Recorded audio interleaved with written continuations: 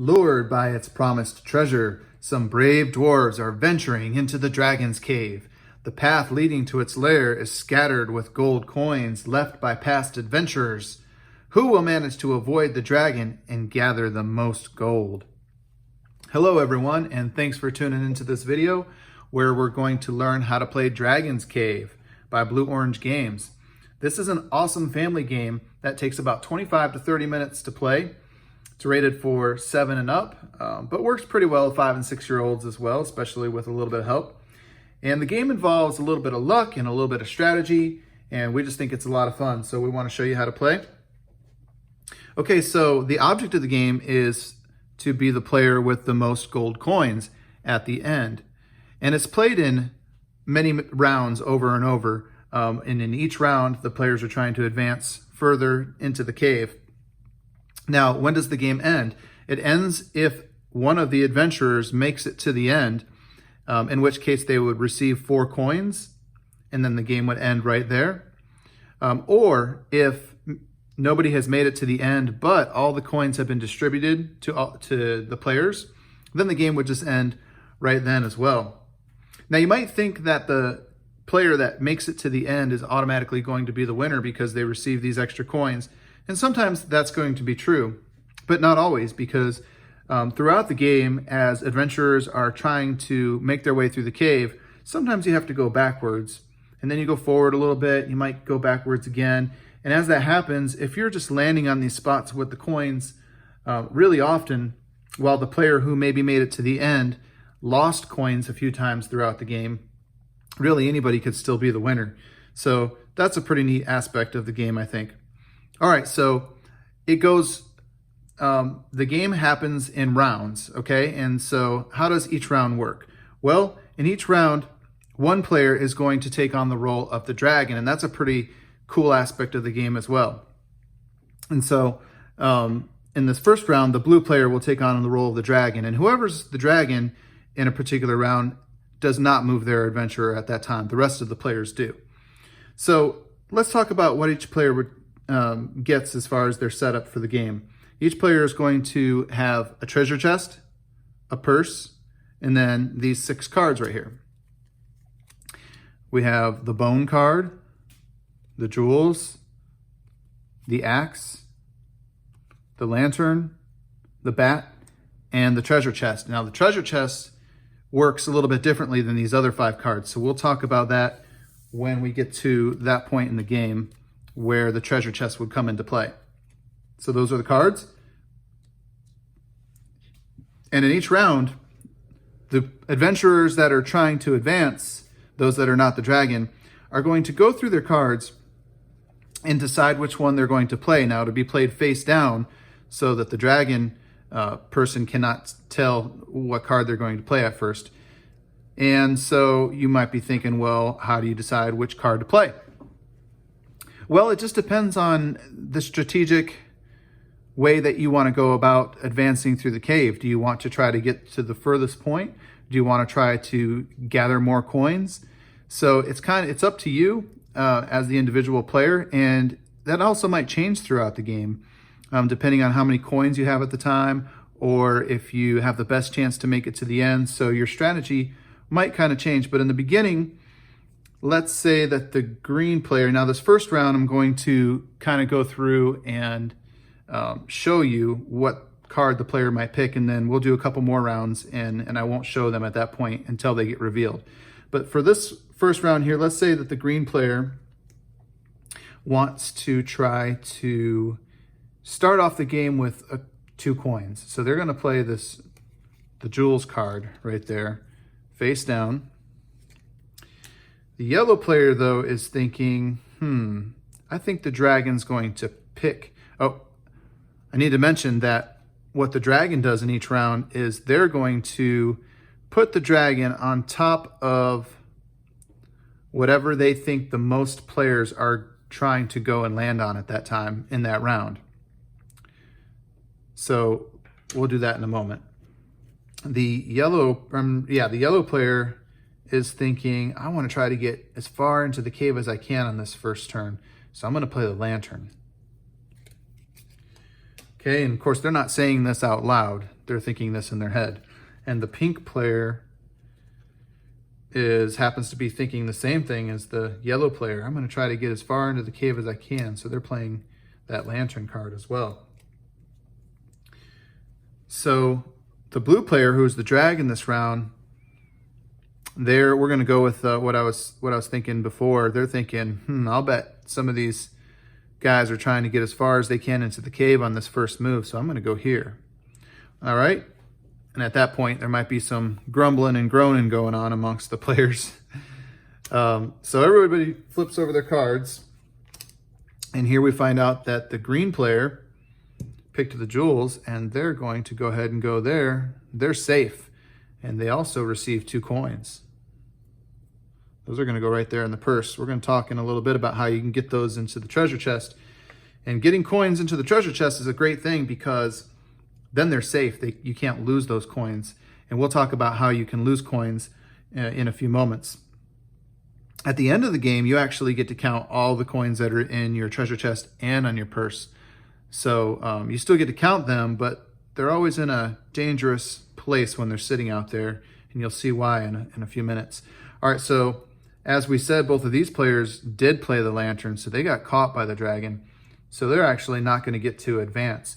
Now, if we were further in the game, let's say the yellow player was here and they had played that same card, the lantern, trying to get up to here and get that coin and get further into the cave, but they got caught by the dragon.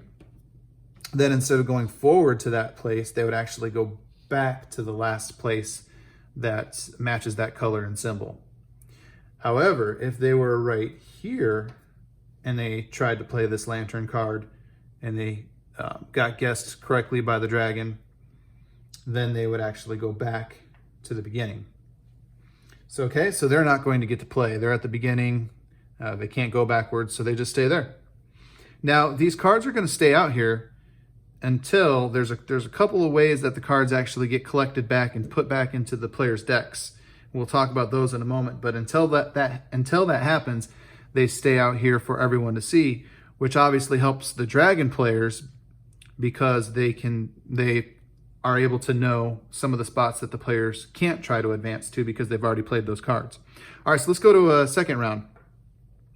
And so now the green player is going to be the dragon. So the blue player is going to look at their cards and they're going to pick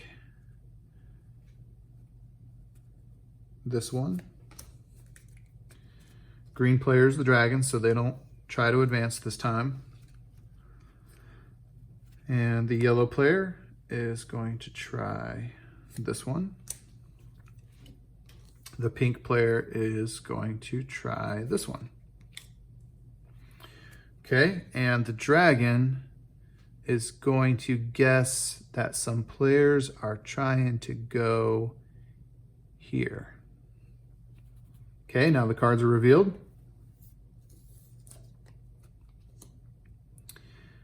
Blue played the bat card.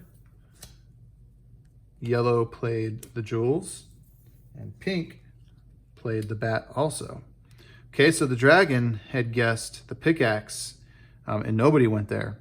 So the blue player is going to get to go to the bat. They don't receive any coins on this play, but they did get to advance 3 spaces. The yellow player played the jewels, so they get to go right there and receive 2 coins. And any number of players can be on one spot at the same time, even if it's all 4. Pink player played the bat also, so they're going to go there. And that's the end of that round. And now we play another round.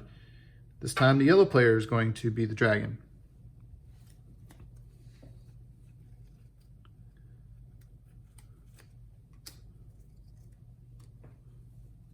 And this takes a little bit longer when one person is doing all the moves. Whereas if we had 4 actual players here, we would get these cards played out probably a little faster. Okay, there we go. And the dragon is going to guess the pickaxe. 1, because there's a coin there and it's a pretty good move for anybody, well, for these two to get there. For these two, it would just be there. But also the dragon might be thinking, well, these guys might be trying to get here for a coin, and these also might be trying to get here for a coin. So they might feel like they have a pretty good chance of catching them. Also, the fact that nobody has any pickaxes played yet also gives them a better chance at guessing this correctly. Oh, and we do need to keep these spread out a little bit so that whoever is the dragon can see what's been played. All right, now it's time to reveal.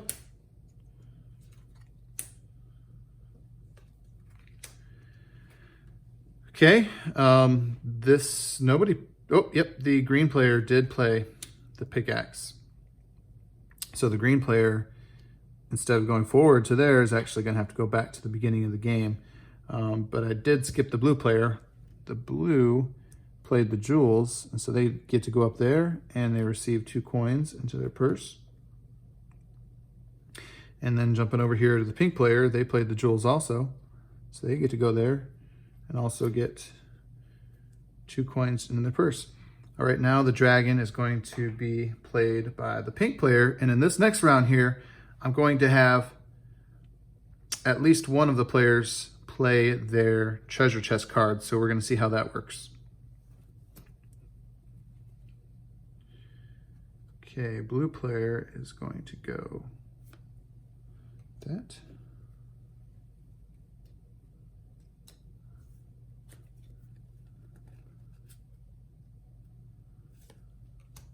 Green player and the yellow is going to go with that one. And the dragon is going to guess the lantern this time. So let's reveal these.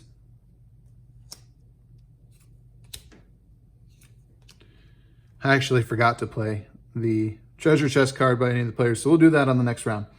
Okay, so the blue player did play the lantern. They got caught. So they have to go back here. Oops, they have to go back here to this lantern. And since they got caught, and they have coins in their purse. Now, if they didn't have any coins in their purse, this wouldn't matter. But since they do, they have to take these coins now. And this is kind of fun. The player has to take their coins and decide, and they're going to do this under the table or behind their back, decide to put either all the coins in one of their 2 hands or divide them up, and they could put one in this hand, one in this hand. In this case, they only have 2. But if they had 5, they could do 3 and 2, or they could do 4 and 1. You could do 5 and 0. So you can do it however you want. But then whenever you're ready, and so actually let me say one more thing about that. So really that allows the player to decide if they want to be ultra risky and put all 5 or all 7 or however many coins they have in one hand and 0 in the other, because if the dragon chooses that hand, because that's what's going to happen in a moment here, I forgot to mention. If the dragon chooses that hand, they would lose all those coins to go back to the dragon's bounty. But if the dragon chose the hand that was empty, then they get to keep all those coins. So you could go that way if you wanted to be risky, or you could divide them up. Let's say you had 5 coins and you went 3 and 2.